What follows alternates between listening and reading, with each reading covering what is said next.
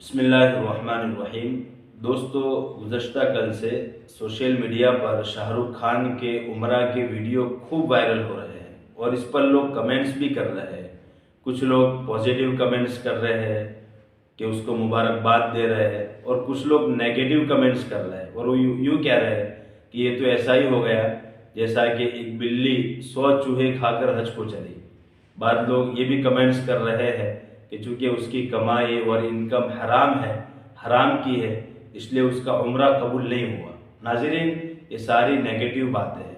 अगर एक आदमी कितना ही गुनहगार क्यों ना हो, अगर कोई अच्छा काम करता है, नेक काम करता है, तो हमें उसको मुबारकबाद देना चाहिए, उसके काम को सराहना चाहिए। ये नहीं कि हम उसके बुरे अमाल की वजह से उसके अच्छे अमाल को भी बुरी निगाह से और बुरी नज़र से देखना शुरू कर दें। और ये हम यकीनी तौर पर कैसे कह सकते हैं कि उसने हराम कमाई से ही उम्रा किया हो। बहुत से लोग हमने ऐसे देखे हैं कि जिनके कारोबार हराम के होते हैं, लेकिन वो कोई अच्छा काम करते हैं, नेक काम करते हैं, तो अपनी हलाल कमाई से करते हैं। हो सकता है कि इनका फिल्म बनाने के सिवा और भी उनके दूसरे हलाल कारोबार हो और इन्होंने हलाल कारोबार के ज़रिए से ये उम्रा का सफ़र अदा किया हो। दूसरी बात नाज़रीन, हमारी शरीयत में हमें तालीम दी गई है कि हम गुनाह से तो नफ़रत करेंगे, लेकिन गुनहगारों से नफ़रत नहीं करेंगे।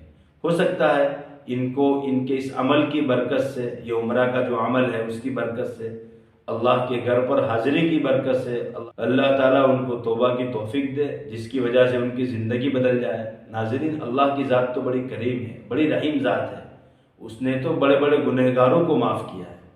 हमारे सामने आपने भी सुना होगा बनी इसराइल के एक शख्स का किस्सा कि उसने 99 आदमी को कत्ल किया था। उसके बाद उसको एहसास हुआ, अफसोस हुआ।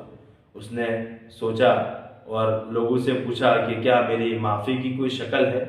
तो लोगों ने एक आबिद का पता बतलाया जो इबादत गुजार था। वो उसके पास गया और कहा कि मैंने 99 आदमियों को कत्ल किया है, क्या मेरे लिए कोई माफ़ी की शक्ल है। तो उसने कहा कि नहीं, तेरे लिए कोई माफ़ी की शक्ल नहीं।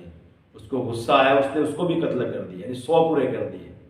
उसके बाद भी उसके दिल में खटक बाकी थी कि नहीं, मुझे अपने गुनाहों से तौबा करनी है, माफ़ी मांगनी है। तो एक आलिम साहब से वो मिला कि क्या मेरे तौबा की कोई शक्ल है, कि हाँ ज़रूर है। और ये शक्ल बतलाई कि फ़ुला करीब में एक नेक लोगों की बस्ती है, तू वहाँ चला जा और उनके साथ रहकर इबादत में मशगूल हो, अल्लाह ताला तेरे गुनाहों को माफ़ करेंगे। वो तौबा की नीयत से वहाँ से निकला। अभी रास्ते में ही था कि उसका इंतकाल हो गया। अब दोनों तरह के फरिश्ते, रहमत वाले फरिश्ते और अज़ाब वाले फरिश्ते दोनों आए। रहमत वाले फरिश्ते कह रहे हैं कि हम उसकी रूह को ले जाएंगे, इसलिए कि इसने सच्चे दिल से तौबा कर ली थी और ये सुधरने के लिए जा रहा था। और अज़ाब के जो फरिश्ते थे उन्होंने कहा कि नहीं, अभी तक वो नेक लोगों की बस्ती में पहुंचा नहीं है।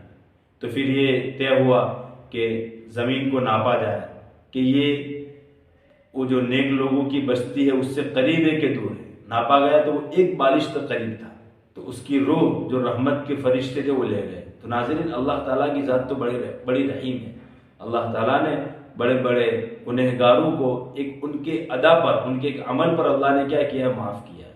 इसलिए नाज़रीन, आदमी कितना ही गुनहगार हो, हमें उसको बुरा नहीं समझना चाहिए। अगर वो अच्छा अमल करता है तो हमें उसकी मुबारकबाद देनी चाहिए। बल्कि नाज़रीन, जो गुनहगार है उनके लिए तो हमें हिदायत की दुआ मांगनी चाहिए कि अल्लाह ताला उनको सीधे रास्ते पर चलने की तौफीक दे। इसलिए नाज़रीन, एक आदमी चाहे कितना भी गुनहगार हो, अगर वो एक अच्छा अमल कर रहा है, नेक अमल कर रहा है, तो उसको सराहना चाहिए, उसकी हिम्मत अफजाई करनी चाहिए। ये नहीं नाज़रीन, हमारी सोच ही नेगेटिव बन गई। हम अच्छी चीज़ को भी बुरे नज़रिए से और बुरे ज़ाविये से सोचते हैं।